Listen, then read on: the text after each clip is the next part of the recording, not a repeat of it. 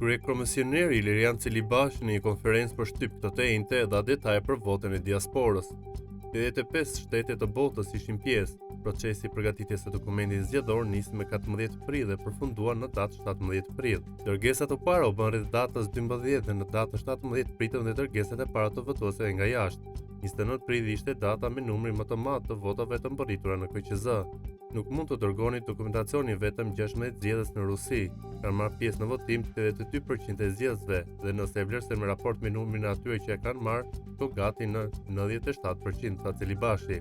Takaqi u pyet lidhur me denoncimin që u bë nga Selia Blu ku Sali Berisha paraqiti prova sipas tij që skema e manipulimit me vota e ashtuajtur treni bullgar është realizuar në Elbasan. Kryekomisioneri tha se KQZ nuk është në ndjeni të kësaj shkelje, por bëri thirrje që denoncimi publik i PD-s të jetohet nga strukturat ligjzbatuese. Nuk kemi ndjeni, nuk na kanë bërë me dije, por mund të them pa hezitim që rasti do të duhet të hetohet dhe verifikohet nga organet e procedimit penal. Duhet patjetër për të dhënë përgjigje shqetësimit të paraqitur publikisht, tha ndër të tjera Celibashi.